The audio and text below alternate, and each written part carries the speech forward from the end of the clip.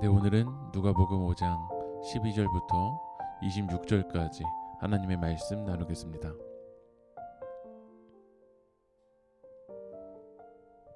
오늘 12절 말씀을 보면 나병 환자가 나옵니다.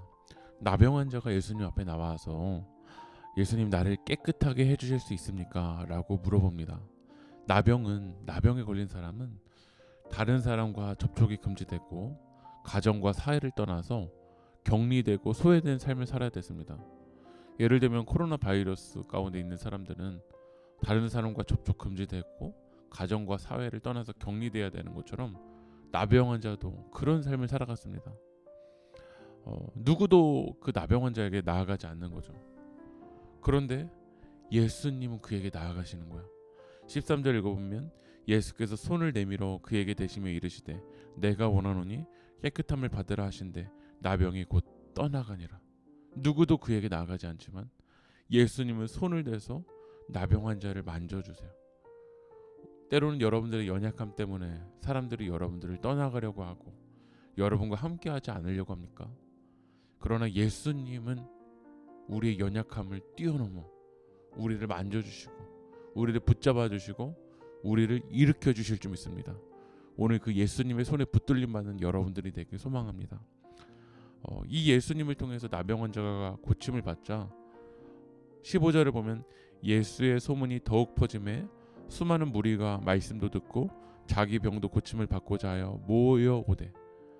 예수님의 소문이 퍼지자 많은 무리들이 몰려온 거야. 예수님의 인기가 높아진 거죠. 예수님 앞에 12절에는 연약한 자가 있었지만 15절에서는 예수님 앞에 무리, 인기, 많은 군중들이 있었습니다. 그때 예수님은 16절을 보면 예수는 물러가서 한적한 곳에서 기도하시니라. 오히려 무리들, 인기들은 예수님 부인하시는 거야. 오히려 예수님은 그때 한적한 곳으로 가셔서 하나님께 기도하셨어요.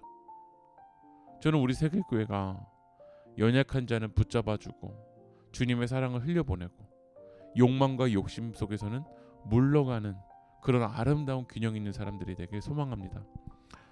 18절에는 한 중풍병자가 나옵니다. 근데 그 중풍병자는 침상에 매지 않고는 움직일 수가 없는 거야. 그런 중풍병자가 그래도 침상에 매고 예수님 앞으로 데리고 왔습니다. 그런데 19절에 보니까 무리 때문에 메고 들어갈 길을 얻지 못한지라 지붕에 올라가 기와를 벗기고 병자를 침상째 무리 가운데 예수 앞에 달아내리니. 이 침상에 메고 예수님께 나아가려고 하는데 많은 무리들이 예수님 앞에 있어서 나아갈 수 없는 거야. 우리 앞에도 이런 무리들 때문에 예수님 앞에 나아가기 어렵기도 하고 욕심 때문에 너무 바빠서 분주해서 예수님 앞에 나아가지 못하는 것들이 있습니다. 특별히 우리는 죄 때문에 하나님 앞에 나아가지 못하는 거야. 그러나 이들은 지붕의 기와를 벗기고 예수님 앞에 이 중풍병자를 달아놓습니다. 왜냐하면 내 삶에 무리가 많고 상처가 많고 여러 가지들이 예수님 앞에 나아가는 것을 막아도 예수님을 만나지 않으면 소망이 없음을 알았기에 그 위기를 그 무리들을 돌파해서 나아가는 거예요. 예수님은 그 모습을 보시면 이렇게 말씀하십니다. 20절을 보면 예수께서 그들의 믿음을 보시고 이르시되 이 사람아 내 죄사함을 받았느니라 하시니. 예수님은 중풍병자가 얼마나 소외되고 연약한 것을 보시기보다 믿음을 보셨다라는 거예요. 오늘 이 시간 여러분들을 믿음을 예수님 보십니다. 그런데 예수님은 믿음을 보시고 죄사함을 받았느니라, 죄사함의 문제를 먼저 이야기하십니다. 중풍병자가 몸이 아파서 움직이지 못하는 것보다 그에겐 가장 큰 심각한 문제는 죄로 인해서 하나님께 나아가지 못하는 문제였어요. 그래서 예수님은 죄의 문제를 해결해 주십니다. 우리에게도 적용해 보면 우리 삶 속에서 여러 가지 문제들이 있습니다. 긴급한 문제가 있습니다. 그러나 가장 심각한 문제는 우리의 죄 때문에 하나님께 나아가지 못하는 문제입니다. 그 문제를 예수님 앞에 나아가서 해결받아야 됩니다. 21절을 보면 이 모습을 보고 서기관과 바리새인들이 어떻게 인간 예수가 이 죄를 사할 수 있는지 물어보는 거예요.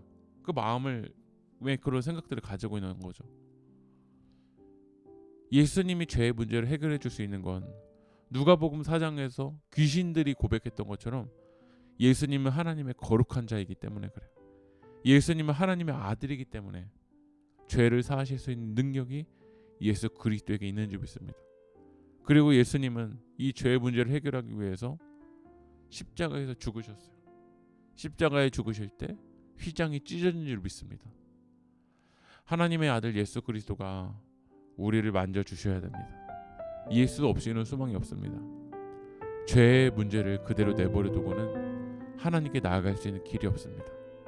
그래서 우리는 예수 그리스도를 믿어야 됩니다.